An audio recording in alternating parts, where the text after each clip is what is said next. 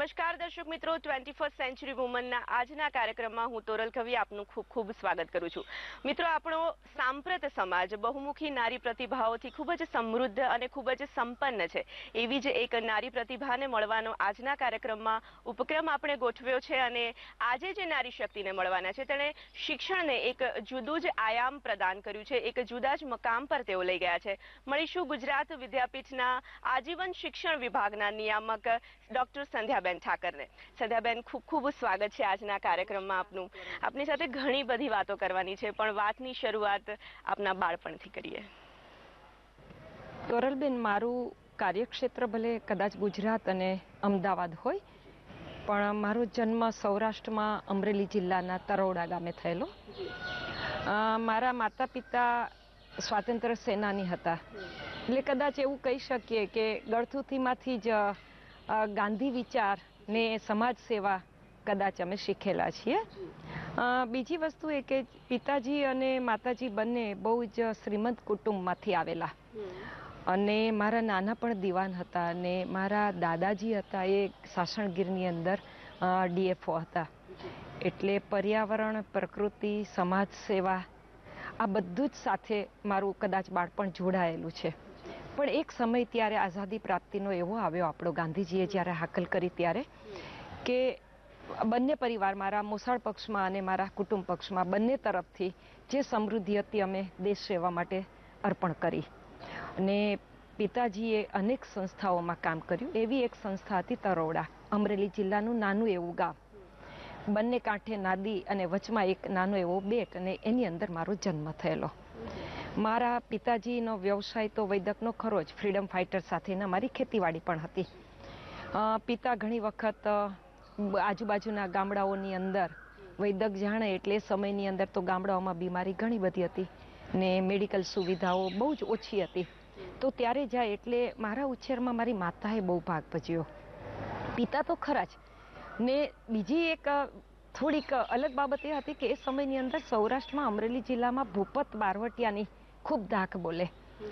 એ સમયની અંદર જ્યારે અમારી વાડીમાંથી એ ધાડ પાડવા બાજુના ગામોમાં જાય ત્યારે મારી માતા ફાનસ, એ સમયમાં તો લાઇટ હતી જ નહીં, ઇલેક્ટ્રિસિટી, બહાર નીકળે કે ભાઈ કોણ છે, એટલે ત્યારે કે બેન અંદર જતા રહો. ત્યારે બારવટિયા પણ એવા હતા કે જે નારીનું સન્માન અને ગૌરવ કરતા હતા, જે આજે પરિસ્થિતિ અલગ છે. એવા નિર્ભય વાતાવરણની અંદર નિર્ભય માતા પિતાના વારસા સાથે મારો ઉછેર થયો ને મને એનો આનંદ છે, આજે પણ છે, કે કદાચ એ જે સંસ્કાર મને મળ્યા એ આજે જે હું હિંમત કોઈ પણ કાર્યક્ષેત્રમાં કામ કરવા દર્શાવું છું એના કદાચ મૂળ ત્યાં છે. ધીમે ધીમે મારું શાળાનું શિક્ષણ અમે લોકો તરોડાથી પછી જુનાગઢ ગયા. આઝાદીની જ્યારે આરજી હુકુમત થઈ, જ્યારે જુનાગઢના નવાબે જ્યારે આપણે સ્વતંત્ર થયા ત્યારે કેટલાક રજવાડાઓનું વિલીનીકરણ આપણે આપણા ભારત દેશની અંદર લોકશાહીમાં સરદાર વલ્લભભાઈ પટેલે કરેલું. એ સમયમાં એક હૈદરાબાદના નિઝામ રાજા અને જુનાગઢના નવાબ, એ બંને મુસ્લિમ રાજ્યોએ એવું કહ્યું કે અમારે પાકિસ્તાનમાં જવું છે, અમારે ભારત સાથે નથી જોડાવું. પણ સિચ્યુએશન એવી હતી કે જો ભારતને એ સમયમાં વધારે મજબૂત કરવું હોય તો જુનાગઢના નવાબને ભારતની અંદર જ રાખવા પડે, એટલે કે જુનાગઢ જિલ્લો જે હતો એ ભારતમાં જ રાખવો પડે, એને આપણે અલગ ના કરી શકીએ. એટલે એ સમયની અંદર આરજી હુકુમત થઈ એટલે એમના માટે એક આખી કૂચ લઈ જવામાં આવી હતી. એ સમયના જાણીતા કાર્યકર્તાઓ ઢેબરભાઈ છે, પછી રતુભાઈ અદાણી છે, ને ઘણા બધા નેતાઓ, એમાં મારા પિતાજી પણ એક નેતા હતા. લગભગ 5 વર્ષનો જેલવાસ પણ એમણે એ સમયની અંદર આઝાદીની લડતમાં ભોગવેલો. એટલે બાળપણ મારું જુનાગઢમાં જ ગયું ને નવાબનો જે પેલેસ હતો એ મનોરંજન ગેસ્ટ હાઉસ અત્યારે જે બન્યું છે ત્યારે શૈક્ષણિક સંસ્થા હતી, એટલે ત્યાં શૈક્ષણિક વાતાવરણની અંદર ઉછેર થયો. ત્યાંનો ખાદી ભંડાર પણ મારા પિતાએ શરૂ કર્યો. મારા પિતાજી ખાદી પ્રવૃત્તિની અંદર જોડાયેલા, એટલે ત્યાંથી લગભગ 4 ધોરણ સુધી કદાચ મેં જુનાગઢમાં અભ્યાસ કર્યો. ત્યાર પછી અમે રાજકોટમાં આવ્યા. રાજકોટની અંદર સૌરાષ્ટ્ર રત્નાત્મક સમિતિ છે, બહુ જાણીતી સંસ્થા છે, ને મહાત્મા ગાંધીજીના ભત્રીજા નારણદાસ ગાંધીજી એ સંસ્થા ચલાવતા હતા. મને કદાચ સૌથી ગાંધી વિચારનું જો ભાથું મળ્યું હોય તો ત્યાં મળ્યું. આપ જાણતા હશો કે ગાંધીજીના અનેક ફોટાઓ આપ જોતા હશો તો એમાં 2 બહેનોના ખભા ઉપર એમના હાથ હોય, એક મનુબેન ગાંધી એમના ભત્રીજી ને એક આભાબેન ગાંધી, જે બેંગોલી હતા અને ગાંધીજીના પરિવારની અંદર એ પરણીને આવેલા. એ બંનેના હાથ નીચે જ કદાચ હું ઉછરી એવું કહું તો ચાલે રાષ્ટ્રીય શાળાની અંદર. મને હજી પણ બાળપણ યાદ છે કે નારાયણદાસ કાકા, અમે એને દાદાજી કહેતા, કાનુભાઈ ગાંધી એમના દીકરા, પછી વિજયાબેન એમના પુત્રવધુ, આ બધાની સાથે આભાબેન ને મનુબેન સાથે, એટલે ગાંધી વિચારનું કદાચ ને શિક્ષણ સાથેનું, એજ્યુકેશન સાથેનું ઘડતર જ મારું કદાચ ત્યાંથી થયું. બીજું બાળપણની એક રસપ્રદ વાત એ યાદ આવે છે કે મારા પિતાજી ભલે ગાંધી વિચાર સાથે આધારિત હતા જ, પણ એમણે અમારા શિક્ષણ માટે બહુ જ ભાગ ભજ્યો, બહુ જ. અમે નાના હતા ત્યારે રાજકોટની અંદર ઓલ ઇન્ડિયા રેડિયો આકાશવાણી, ત્યારે બાલ સભાનો કાર્યક્રમ આવતો અને અંગ્રેજી ફિલ્મો એ સમયમાં બનતી બાળકો માટેની, લોરેન હાર્ડી છે ને આવી બધી સરસ. તો મારા પિતાજી રવિવારે અમને એના પાસ લઈ આપ્યા હતા, વાર્ષિક એની ફી ભરીને અમને. ગેસફૂડ ટોકીઝ હતી અમારી નજીકમાં, અમારા ઘરની રાષ્ટ્રીય શાળાની નજીક, એટલે સવારમાં અમને બાલસભામાં લઈ જાય ઓલ ઇન્ડિયા રેડિયોમાં. બાલસભામાંથી અમે આવીએ એટલે ગેસફૂડમાં ફિલ્મ જોવા જઈએ, બાળ ફિલ્મો, ને ત્યાંથી અમે ઘરે આવીએ. ઘરે આવ્યા પછી જમાડે રમાડે ને પછી બપોર પછી અખાડામાં કસરત પણ કરાવતા. એટલે શારીરિક, માનસિક, શૈક્ષણિક વિકાસમાં માતા પિતાએ અમને બહુ જ માર્ગદર્શન પૂરું પાડ્યું. ને ત્યાંથી પછી કદાચ મારું પ્રાથમિક શિક્ષણ પૂરું થયા પછી અમે લોકો અમરેલી, મારા પિતાજી રચનાત્મક પ્રવૃત્તિ સાથે સંકળાયેલા, એટલે જ્યાં નવું કામ શરૂ કરવાનું હોય ત્યાં અમારે જવું પડે, એટલે ત્યાંથી પછી અમે અમરેલીમાં આવ્યા. એટલે કદાચ હાઈસ્કૂલનું મારું 8મા ધોરણથી 11માં ઓલ્ડ એસએસસી હું ભણેલી, એટલે એ શિક્ષણ મારું ત્યાંનું અમરેલીનું હતું. ત્યારના પણ મારા શિક્ષકો બહુ જ સરસ. મારા આચાર્ય ઉમેશભાઈ જોશી જે આજે હયાત નથી, પણ મને યાદ આવે છે કે હું બહુ તોફાની હતી બેન. પણ તોફાની એટલે શિક્ષણમાં કે નુકસાન પહોંચાડ્યું એવું નહીં, પણ નાનપણથી એવું હું માનું છું કે જે મને યોગ્ય લાગે એ હું વ્યક્ત કરું છું. ને એમાં એક આચાર્ય તરીકે શાળાના શિક્ષકો સાથે ઘણી વખત બોલચાલ પણ થાય, સંઘર્ષ પણ થાય, પણ આચાર્યએ હંમેશા મારી વાત સાંભળી છે, સમજી છે ને મને ટેકો આપ્યો હતો. શાળાની અંદર પણ હું લોકપ્રિય વિદ્યાર્થીની હતી, કારણ કે ભણવા સિવાયની એ ઘણી બધી પ્રવૃત્તિઓમાં મેં ભાગ લીધો. એટલે તોરલબેન, ખૂબ સુંદર મારું બાળપણ ગયું છે. મારું પ્રાથમિક શિક્ષણનું કાર્ય પણ મારું બહુ જ સરસ રીતે થયું અમરેલીમાં. તો દર્શક મિત્રો, ભવ્ય વારસાને જે ગળથુથીમાં લઈને આવ્યા છે તેવા સંધ્યાબેન ઠાકર સાથેની વાતચીતનો દોર યથાવત રાખીશું. કાર્યક્રમમાં પાછા ફરીએ છીએ એક વિરામ બાદ. વિરામ બાદ ફરી એકવાર સ્વાગત છે આજના કાર્યક્રમમાં, અને આજે આપણે મુલાકાત કરી રહ્યા છીએ ડોક્ટર સંધ્યાબેન ઠાકર સાથે. સંધ્યાબેન, આપણી વાતચીતનો દોર આગળ વધારીએ. આપની કારકિર્દી ખૂબ જ લાંબી છે. જો કારકિર્દીની શરૂઆત વિશે પૂછવામાં આવે તો ક્યાંથી શરૂઆત થઈ કારકિર્દીની? તોરલબેન, 1974માં મેં BA અમરેલીમાં પૂરું કર્યું અને તુરંત અહીંયા ગુજરાત વિદ્યાપીઠ અમદાવાદમાં સમાજ કાર્ય પારંગત એટલે કે MSWમાં મેં પ્રવેશ લીધો. એટલે કારકિર્દીની શરૂઆતના મંડાણ કદાચ અભ્યાસક્રમ દરમિયાન જ થઈ ગયા, કારણ કે સમાજ સેવા, સમુદાય સાથે કેવી રીતે કામ કરવું એનો જ આ અભ્યાસક્રમ હતો. એટલે કદાચ મનમાં એક વિચાર બીજ ત્યારે જ રોપાઈ ગયું કે કંઈક સમાજ માટે આપણે કરવું જોઈએ, પણ જો એને વ્યવસાયિક રીતે અને વધારે સમજપૂર્વક કરીએ તો જે કામ કરીએ એનું પરિણામ આપણને સારી રીતે આપણને પણ મળે અને સમાજને પણ ઉપયોગી થઈ શકે. BA કર્યા પછી MSW કર્યું. MSW કર્યા પછી લીંબડી તાલુકા પંચાયત એટલે કે સુરેન્દ્રનગર જિલ્લામાં 8 વર્ષ સુધી મેં વિસ્તરણ અધિકારી તરીકે 3 યુનિસેફના પ્રોજેક્ટ સંભાળ્યા. એ દરમિયાન મારું LLBનું પૂરું કરીને તુરંત હું અહીંયા ગુજરાત વિદ્યાપીઠમાં નહીં, પણ એ પહેલાં ગુજરાત યુનિવર્સિટીમાં 8 વર્ષ મેં કામગીરી કરી. ત્યાર પછી 1994માં ગુજરાત વિદ્યાપીઠમાં જોડાઈ. વિદ્યાપીઠમાં જોડાવાનો એક જ હેતુ હતો કે મારે કંઈક વધારે ઘનિષ્ઠ રીતે શિક્ષણ અને એના વિસ્તરણનું કામ કરવું હતું. એક નવી દ્રષ્ટિ એ વખતના મારા વાઇસ ચાન્સેલર પ્રોફેસર રામલાલભાઈ પરીખ ને મારા પૂર્વ નિયામક ડૉક્ટર રમાબેન દેસાઈએ મને આપી કામ કરવા માટેની એક દિશા આપી, એક ગતિ પણ આપી. અભ્યાસ PhD સુધી તો કર્યો, MPhil PhD. એ સાથે મેં મારી કારકિર્દીમાં વધારે ધ્યાન આપ્યું, કારણ કે જે શીખવા માટે ને જે કરવા માટે જ હું વિદ્યાપીઠમાં જોડાઈ હતી. શિક્ષણ, વિસ્તરણ અને એના માટેનું જે લોકો માટે હું કામ કરું એ સમાજ માટેનું કામ, એ મારું મુખ્ય કામ રહ્યું. થોડાક વર્ષોથી શિક્ષણનું કામ તો 3 પ્રકારનું મારું શિક્ષણનું કામ હતું. એક તો નિરક્ષરતા નિવારણનું મારું મુખ્ય કામ હતું. મારો જે વિભાગ હતો એ જ નિરક્ષરતા નિવારણનો વિભાગ હતો, એટલે કે પ્રૌઢ નિરંતર શિક્ષણ વિભાગ જ હતો.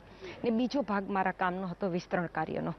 એટલે સમાજ ઉપયોગી કામને અમે હંમેશા ફોકસ કરેલું અમારા કામમાં. આ વાત પરથી મને યાદ આવે છે, આપણી વાતચીતમાં આપે જણાવ્યું હતું કે આપે જેલના કેદીઓ સાથે ઘણું કામ કર્યું છે. એ વિશે ખાસ વાતો દર્શક મિત્રો સાથે કરીએ થોડી. હવે કદાચ તોરલબેન એવું લાગે છે મને કે મારું ઉચ્ચ શિક્ષણનું કામ તો છે જ.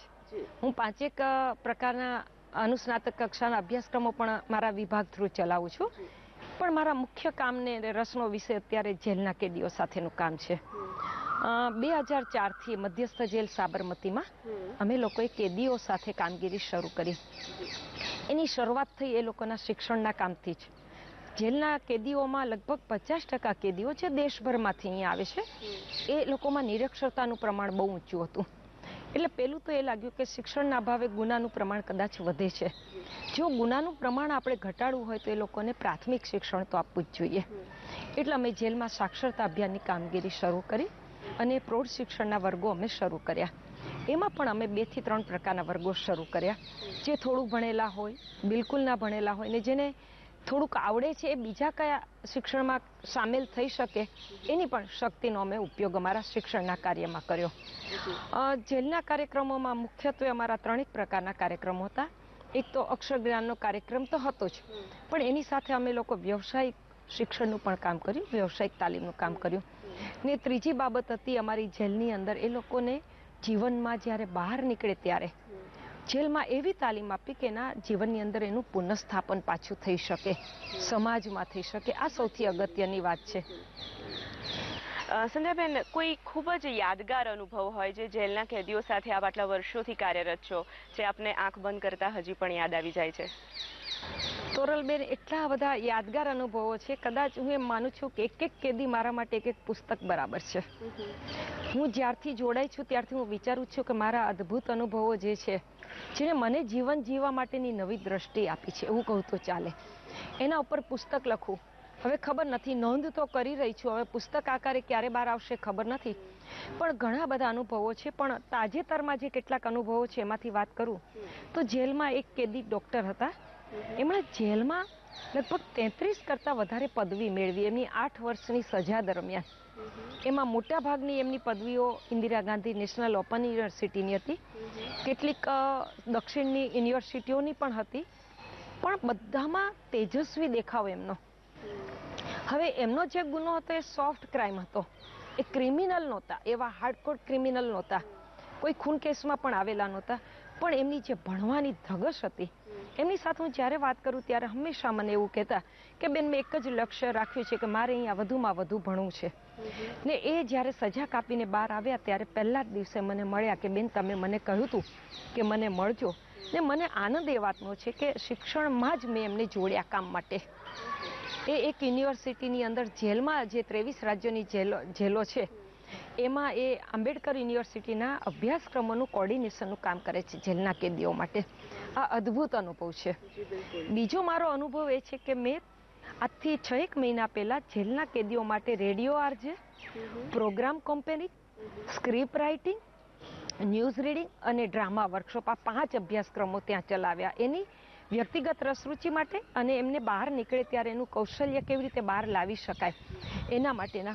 મને બહુ જ નવાઈ લાગી કે એ લોકોમાં એટલી બધી ક્ષમતાઓ છે. હવે કોઈક ક્ષણે કોઈક પળે કદાચ ગુનો કરી બેઠા છે. બીજી વસ્તુ એ છે કે જેલમાં આવ્યા છે બધા જ ગુનેગાર છે એવું પણ હું માનતી નથી. કદાચ એ પોતાને નિર્દોષ પુરવાર નથી કરી શક્યા કાયદાની દ્રષ્ટિએ, એવું પણ બને. પણ એ લોકોએ જીવન જીવવાની જે સંવેદના છે, ઉત્સાહ છે, બહુ જ જાળવી રાખ્યો છે. ને એમાં એક કેદી તો એટલા બધા સરસ શેર શાયરી કરે, એક યોગ વશિષ્ઠ અંગેની સરસ વાત કરે, ને સરસ સ્ક્રિપ્ટ રાઇટિંગ કરે, બહુ જ સારો અભિનય કરે. ને મારા એક કેદી જ્યારે પેરોલ ઉપર છૂટ્યા, ને મહારાષ્ટ્રના કેદી હતા, તો એમણે ત્યાં રેડિયો આરજેની તાલીમ પછી 2 પ્રાઇવેટ રેડિયો સ્ટેશનમાં એનું પસંદગી થઈ, એનું સિલેક્શન થયું. અને અમે જે એને શીખવાડ્યું હતું બધાની મદદ લઈને, તો એમણે કહ્યું કે આટલી સરસ તાલીમ તમે ક્યાંથી લીધી? પછી એમણે પોતાની ઓળખ આપી કે હું જેલનો કેદી છું અને મને ત્યાં ગુજરાત વિદ્યાપીઠમાંથી સંધ્યાબેન આવતા હતા, એમણે આ કોર્સ ચલાવ્યા ને એમાં મેં આ કૌશલ્ય પ્રાપ્ત કર્યું. એટલે મને આનંદ એ વાતનો છે કે અમે એવી ઉત્તમ તાલીમ એ લોકોને આપવા પ્રયત્ન કરીએ છીએ કે જે મીડિયાના સ્પર્ધાત્મક યુગની અંદર ને કાર્યક્ષેત્રમાં એ લોકો સરસ રીતે પોતાને ત્યાં ગોઠવી શકે છે. એટલે આ 2 અનુભવ બહુ જ મારા યાદગાર અનુભવ છે. દર્શક મિત્રો, સંધ્યાબેન ઠાકર સાથે હજુ પણ ઘણી વાતો કરવાની છે. પાછા ફરી છે ખૂબ જ નાનકડા વિરામ બાદ. વિરામ બાદ ફરી એકવાર આપનું ખૂબ ખૂબ સ્વાગત છે. આજના કાર્યક્રમમાં સંધ્યાબેન, વિદ્યાપીઠ સાથે આપ સંકળાયેલા છો, ઘણી બધી પ્રવૃત્તિઓ આપ કરી રહ્યા છો. એ સિવાયની જો પ્રવૃત્તિઓની વાત કરવામાં આવે તો કઈ પ્રવૃત્તિઓ આપ કરી રહ્યા છો? મુખ્ય કામ મારું શિક્ષણ અને વિસ્તરણ. એટલે શિક્ષણના સંદર્ભમાં જોઈએ તો અમે 3 પ્રકારના શિક્ષણ સાથે હું જોડાયેલી છું.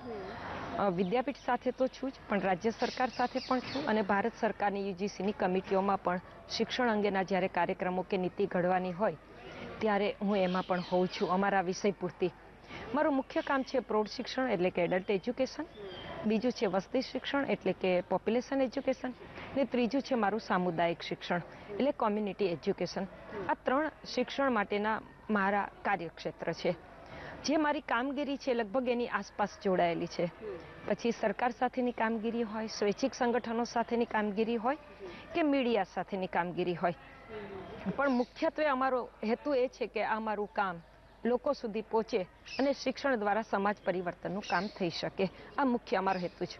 મહાત્મા ગાંધીજીએ કહેલું કે કેળવણી વડે ક્રાંતિ, સાવ વિદ્યા વિમુક્ત, એટલે કે જે મુક્તિ અપાવે તે જ વિદ્યા. ને અમે માણસને એના કોમ્પ્લેક્સમાંથી, એના શોષણમાંથી, એની અજ્ઞાનતામાંથી, એની ગરીબીમાંથી મુક્તિ અપાવવા માટે જ અમે શિક્ષણનું કામ કરીએ છીએ. એટલે સૌથી અગત્યની વાત એ છે કે એડલ્ટ એજ્યુકેશનની જે કામગીરી છે દેશભરમાં આજે પણ વિદ્યાપીઠનો આ વિભાગ ને વિદ્યાપીઠ એ સમગ્ર દેશની યુનિવર્સિટીઓને નેતૃત્વ પૂરું પાડે છે. 2002ની અંદર નેશનલ લિટરસી મિશન અને યુનેસ્કોએ દેશની 90 યુનિવર્સિટીમાંથી શ્રેષ્ઠ ડિપાર્ટમેન્ટ તરીકે આ કામગીરીના સંદર્ભમાં ગુજરાત વિદ્યાપીઠના પ્રૌઢ નિરંતર શિક્ષણ વિભાગને પસંદ કરે અને નેશનલ લિટરસી મિશન અને યુનેસ્કોનો સંયુક્ત એવોર્ડ અમને 2002માં મળેલો આ વિભાગને, ઉપરાષ્ટ્રપતિ શંકરદયાલ શર્માના હાથે. વ્યક્તિગત રીતે એની સાથે કામગીરીના સંદર્ભમાં વાત કરું તો યુનોના, યુનાઇટેડ નેશન્સ ઓર્ગેનાઇઝેશનના ભારત ચેપ્ટરના 2 એવોર્ડ વ્યક્તિગત રૂપે મને મળેલા છે, કોમ્યુનિટી વર્ક માટે અને પોપ્યુલેશન વર્ક માટે. લાયન્સનો પણ એક એવોર્ડ સોશિયલ વર્ક માટે મને મળેલો છે. અને એવોર્ડ બહુ અગત્યતા નથી, પણ જ્યારે વિભાગીય એવોર્ડ મળ્યો ત્યારે બહુ આનંદ થયો કે સમગ્ર વિદ્યાપીઠના કાર્યકર્તાઓ, આ વિભાગના કાર્યકર્તાઓએ જે સહિયારો પુરુષાર્થ ગુજરાતના લોકો સાથે મળીને નિરક્ષરતા નિવારણના કાર્યક્ષેત્રમાં કર્યો, એના માટેનું આ એક સર્વોચ્ચ સન્માન કહી શકાય. એનો એક આનંદ છે. બીજી વાત કરીએ શિક્ષણના સંદર્ભમાં તો વસ્તી શિક્ષણના સંદર્ભમાં સમગ્ર રાજ્યની અંદર યુવાનોમાં અને અધ્યાપકો અને વિદ્યાર્થીઓમાં એક વસ્તી શિક્ષણની સમસ્યા જે છે, વસ્તીનો જે વધારો છે, એ વધારાને રાજ્યના વિકાસમાં કેવી રીતે આપણે જોડી શકીએ એ સંદર્ભમાં અમે લોકો વસ્તી શિક્ષણનો કાર્યક્રમ યુનિવર્સિટી ગ્રાન્ટ કમિશનની ગાઈડલાઈન પ્રમાણે ચલાવીએ છીએ. અને સમગ્ર દેશમાં આ અંગેના અમે અભ્યાસક્રમો તૈયાર કરવાનું કામ, એની તાલીમ આપવાનું કામ, એનું લિટરેચર તૈયાર કરવાનું કામ પણ આ વિભાગ કરે છે. વસ્તી શિક્ષણમાં અમે PhD સુધીનો અભ્યાસક્રમ પણ ચલાવીએ છીએ. પ્રૌઢ શિક્ષણની અંદર પણ PhD સુધીનો અભ્યાસક્રમ ચલાવીએ છીએ. મુખ્ય વસ્તુ એ છે કે અભ્યાસક્રમ ચલાવવાનું અગત્યનું નથી, પણ જે કાર્યકર્તાઓ આ વિષયમાં તૈયાર થાય એ શ્રેષ્ઠ કક્ષાના તૈયાર થાય એટલા માટે અમે આ ઉચ્ચ શિક્ષણ આ વિષયમાં કરાવડાવીએ છીએ. સ્વૈચ્છિક સંસ્થાઓની વાત કરીએ તો રાજ્યની અને દેશની ઘણી બધી સ્વૈચ્છિક સંગઠનો સાથે હું નેશનલ લેવલે અને સ્ટેટ લેવલે સંકળાયેલી છું. પણ મારા રસની વાત કરું તો વિશ્વ ગુર્જરી ટ્રસ્ટ જે ગુજરાતના સર્વશ્રેષ્ઠ 3 કક્ષાના, રાજ્ય કક્ષાના, રાષ્ટ્રીય કક્ષાના અને આંતરરાષ્ટ્રીય કક્ષાના ગુજરાતીઓને સન્માન આપવાનું કામ કરતી હતી, એના કામને બિરદાવવાનું, એમાં હું ટ્રસ્ટી હતી. સોમનાથ ઘણી પ્રવૃત્તિઓમાં છે. જ્યોતિ સંઘ સાથે પણ કામ કરું છું, રાજ્યની ઘણી સ્વૈચ્છિક સંગઠનો સાથે કામ કરીએ છીએ, પણ મુખ્ય છે સામાજિક જાગૃતિ અને શિક્ષણનું કામ. હજી કઈ પ્રવૃત્તિઓ કરવાની ખાસ ઈચ્છા છે આપને? મગજમાં તો બહુ જ વિચારો આવે છે, પણ એને કાર્યાન્વિત કરવું બહુ જ મુશ્કેલ હોય છે સમયના અભાવે. પણ હજી આજે પણ મને એવું લાગે છે કે મહિલાઓ માટે અને જેલના કેદીઓ માટે, 2 માટે હજી પણ મારે વધારે કામ કરવું છે. એને એક ચોક્કસ દિશા અને એક આકાર આપવાની મારા મનમાં ઈચ્છા છે. જી સંધ્યાબેન, આમ તો આપ ખૂબ જ પ્રવૃત્તિશીલ છો, આટલું બધું કામ કરી રહ્યા છો, સ્વાભાવિક રીતે આપને સમય નહીં જ મળતો હોય, છતાં પૂછવાની ઈચ્છા થાય છે કે આપ જ્યારે ફ્રી હો ત્યારે તમને શું કરવાનું ખાસ ગમે? સૌથી મારો પ્રિય શોખ છે વાંચન. મને નાનપણથી વાંચવાનું બહુ જ ગમે, બહુ જ વાંચન કરવાની ઈચ્છા. કોઈ પણ પ્રકારનું સાહિત્ય હોય. પહેલાં અમે નાના હતા ને ત્યારે બજારમાંથી માર્કેટમાંથી ખરીદી કરીએ ત્યારે પ્લાસ્ટિક બેગ નહોતી, છાપાની પસ્તીની અંદર પેકેટો આવતા, તો એમાંથી પણ ખોલીને કંઈક વાંચવાની ઈચ્છા થાય. એટલું બધું વાંચનનું શોખ આજે પણ મારી જીવનમાં. જો કોઈ પણ લક્ઝરી મને કોઈ પૂછે તો એ જ છે કે મને જમતા જમતા કોઈ મારું મનગમતું પુસ્તક કે સામાયિક કે પેપર આપો, તો મને વાંચતા વાંચતા જમવાનો બહુ જ શોખ છે. એટલે મને જ્યારે પણ સમય મળે ત્યારે એવું થાય કે થોડુંક હું વાંચી લઉં. બીજો પ્રવાસ કરવાનો મને શોખ છે, પણ સમયને અભાવે હું બહુ નથી કરી શકતી. પણ કુદરત સાથેનો, જ્યાં કંઈક કુદરતને આપણે જોઈ શકીએ, એને માણી શકીએ એવો પ્રવાસ કરવાની પણ ઈચ્છા છે. એ સંદર્ભમાં પર્યાવરણ સંરક્ષણના સાથે પ્રવાસ પણ થાય ને એની કંઈ જાણકારી મેળવી શકીએ. એ બે મારા રસના વિષયો છે. ને જેલના કેદીઓ માટે મારી ઈચ્છા હવે એવી છે કે મારા શોખને પણ હું એવું માનું છું કે એ લોકોના પુનઃસ્થાપનના સંદર્ભમાં મને શિક્ષણનો શોખ છે, વિસ્તરણનો શોખ છે, પ્રવાસનો છે. તો જેલના કેદીઓના વિકાસમાં હું મારા શોખને કેવી રીતે પરિવર્તિત કરી શકું એ દિશામાં કંઈક વિચારું છું. જી, ખૂબ જ પ્રતિભા સંપન્ન આપનું વ્યક્તિત્વ છે. આજની નારીને જો કોઈ સંદેશ આપવાનો હોય તો શું પસંદ કરશો કહેવાનું? હંમેશા મેં જે કંઈ મારું આખું જીવન આજ સુધીનું પસાર કર્યું, હંમેશા હું એવું માનું છું કે નારીએ પોતે જે માનતી હોય એ પોતાની માન્યતાને મક્કમપણે વળગી રહેવું જોઈએ. શિક્ષણ તો બહુ જ જરૂરી છે, કારણ કે તો જ તમે તમારી માન્યતાને વળગી શકો ને એના માટેની યોગ્યતા કેળવી શકો. એટલે શિક્ષણ, દ્રઢ આત્મવિશ્વાસ અને આત્મનિર્ભરતા, આર્થિક સ્વાવલંબન બહુ જ જરૂરી છે. તો જ નારીનું સન્માન થશે. એટલે શિક્ષણ, સ્વાવલંબન અને આર્થિક નિર્ભરતા એ મારો સંદેશ છે આજની નારીને. સંધ્યાબેન, આપની સાથે વાત કરીને ખૂબ જ આનંદ થયો અને વીટીવીને મુલાકાત આપવા બદલ આપનો ખૂબ ખૂબ આભાર. તો દર્શક મિત્રો, પ્રતિભા સંપન્ન ડોક્ટર સંધ્યાબેન ઠાકર સાથેની આજની મુલાકાત આપને કેવી લાગી? ચોક્કસ જરૂર આનંદ આવ્યો હશે આપને. આવતા સપ્તાહે બીજી એક નારી પ્રતિભાને લઈને ઉપસ્થિત થઈશું. ત્યાં સુધી રજા આપશો. નમસ્કાર.